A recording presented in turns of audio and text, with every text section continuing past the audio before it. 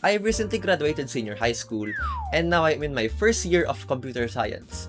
In my few months here, marami na nangyari. May mga bagay na sana nagawa ko ng mas maganda or nagawa ko ng mas maaga. With that, here's 10 things I wish I knew in my first year of computer science. Number 1. Learn basic tech literacy before you go into computer science. Alam ko na dapat obvious na to, kasi syempre kung mag-CS ka, dapat marunong ka na mag-computer. Pero may mga tao pa rin ako na nakikilala or nakikita. May mga tao pa rin talaga ako kasi na nakikita, nakikilala, na hindi pa sila ganun kasanay sa paggamit ng computer. Tulad na lang siguro ng hindi ganun sila kasanay sa keyboard shortcuts, keyboard familiarity, tsaka mga basic Microsoft apps. Ako kasi, lumaki ako na naglalaro sa computer shop ng computer games. Pero kahit nalaki akong naglalaro sa computer shop, may mga bagay pa rin na natututunan ko dito na nagugulat ako. Case in point, if you learn the basics early on or even get advanced with it, it will probably help you so much kapag nakatungtong ka na dito. Number 2, learn at least one programming language. Different colleges start you out with a different programming language. Some start with C, some with Python, or some start with Java.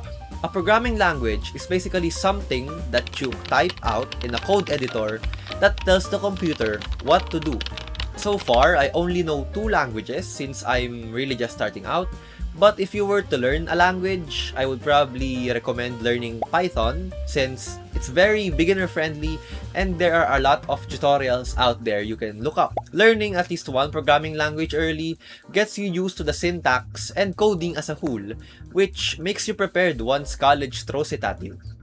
Number 3, you code on paper. Code sa papel? Hindi ba tinatype yun? Pero huwag kayong mag-alala, hindi naman siya lagi. Na-surprise din ako, pareho kami ng kwento ng mga kaibigan ko na taga-ibang school din. Pero magko-code talaga kayo sa papel.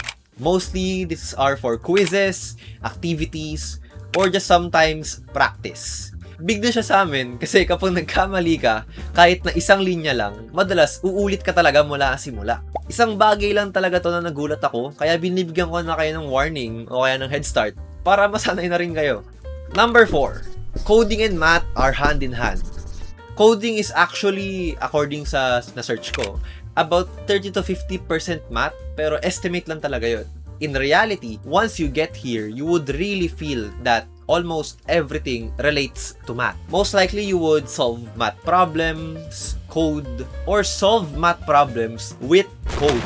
Nung tumingin ako sa mga future subjects ko, tsaka nagtanong na rin ako sa iba, marami talagang math dito. Just a friendly reminder that CS has a whole bunch of math and be prepared once you get here. Number 5. Hardware isn't really tackled that much yet. Disclaimer, I'm still in my first year, but you probably discussed the parts of a computer and the peripherals that a computer uses. But mostly, the hardware you probably only touch is a PC, a mouse, and a keyboard, which you can use to smash that subscribe button down below. I expected kasi na we'd be handling parts of a PC, like we would make a PC, or probably make something out of an Arduino. But that's probably for the later years, hopefully. Pero as of now, wala pa talaga. Number 6, learn to pick your college. If you want to take a focus course, you would probably want a college that can sustain and support that. Research online about the college, their course, and their facilities. And then you can also ask people you know who have studied there about their insights on how the school might be. Alam ko na hindi lahat sa atin ay makaka-afford ng private school. Pero maraming mga gandang option na public school kung marunong ka lang maghanap para sa sitwasyon mo. Basta, research as much as you can. Huwag mo na ako gayahin na nag-research last minute. Baka i-regret mo pa. Number 7. 6-7. Joke lang. Find what you want to do. Kasi malaki ang sakop ng CS. Parang similar to sa mga, di ba, senior high school. Meron tayong STEM, ABM, CUMS. Ngayon, sa college, meron ka ring specialization para sa course mo. CS goes from software development, web development, to cybersecurity, and honestly, marami pang iba. Hindi mo naman talaga kailangan na malaman agad yung gusto mong gawin bago ka pa mag first year or sa first year mo mismo. Sinasabi ko lang na the earlier you start exploring, the earlier you can find out what you actually want to do. Ayaw mo kasi mapunta sa spot na marami ka nang inaaral na programming languages tapos wala ka ma-master na ni isa. Pro tip, start ka lang with one. Kapag di mo nagustuhan, move on ka tapos try ka ulit ng bago. Number 8. You're going to need a reliable gadget. Most likely, kailangan mo talaga ng laptop kapag nag-CS ka. Pero, hindi mo kailangan ng pinakamahal na laptop. Kahit gaming laptop or gaming PC, hindi mo talaga kailangan yun. Huwag mo gawing dahilan tong video na to para sabihin mo sa nanay mo na kailangan mo ng gaming laptop, okay?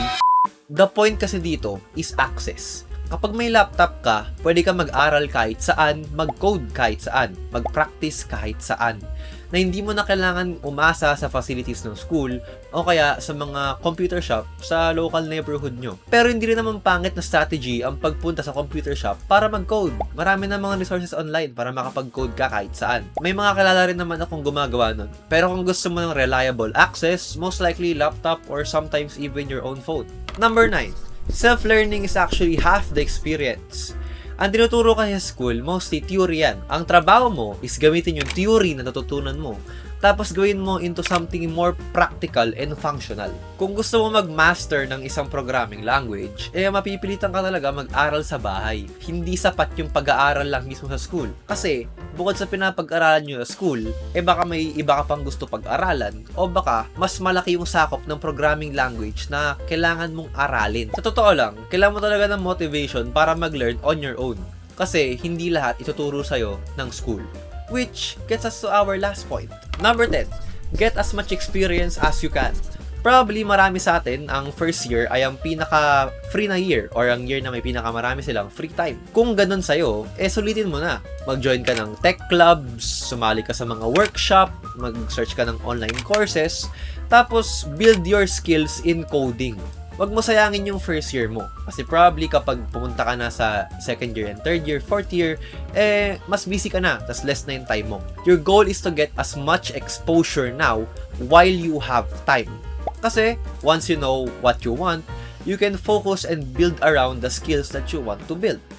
Pero ayun, those are 10 things I wish I knew in my first year of computer science. Definitely, mas marami pa yung mga I wishes ko sa future, pero para sa ibang video na yun. If you enjoyed, like, subscribe, and comment down below kung bakit ka mag-CS, or kung bakit hindi ka mag-CS.